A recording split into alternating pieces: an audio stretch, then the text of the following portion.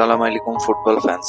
দীর্ঘ 18 বছরের European club ফুটবলের ইতি টানলেন আনহেল ডি মারিয়া। আজ বিদায় বেলায় আনহেল ডি মারিয়ার ফেসবুক পোস্টের শেষ বক্তব্যটি আপনাদের সামনে আলোচনা করব।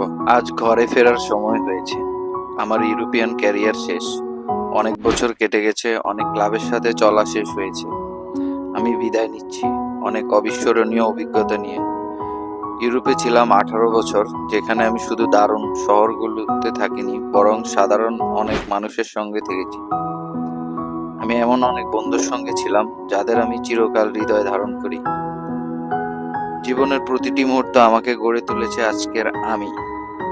আঘাত পাওয়া, কাঁদা, রাগ হওয়া, আবার উঠে দাঁড়ানো এবং এগিয়ে যাওয়া, এইসব ছিল আমার ফুটবল প্রশিক্ষণের অংশ, যা আমাকে একজন মানুষ হিসেবে গড়ে তুলেছে। এতে কোনো সন্দেহ নেই। আমি ক্লান্ত হব না। আমার প্রতিটি ক্লাবকে ধন্যবাদ দিতে চাই আমার জন্য, যারা এত কিছু করেছে। Benfica, Real Madrid, Manchester United, Paris Saint Germain এবং ইউভেন্টাস আমাকে একজন খেলোয়াড় ও মানুষ হিসেবে গড়ে তুলতে সাহায্য করার জন্য।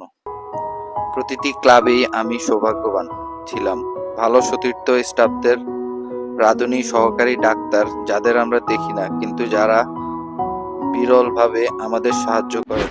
আমি তোমাদের কখনোই ভুলব না। 2007 সালে আমি ইউরোপে এসেছিলাম খুব তরুণ বয়সে। আমার বাবা মা বোনদের সঙ্গে অনেক ভয়, দুশ্চিন্তা, অনিশ্চয়তা নিয়ে। কিন্তু ধীরে ধীরে আমি পরিণত হয়েছি এবং আজ নিজেকে খুঁজে পাচ্ছি, যাদের ভালোবাসায় ঘেরা অবস্থায় আমার স্ত্রী, কন্যার ভালোবাসাও তার সঙ্গে যুক্ত হয়েছে। একটা অধ্যায়ের শেষ, যেখানে জমে আছে 1 বছরেরও বেশি সময়ের স্মৃতি।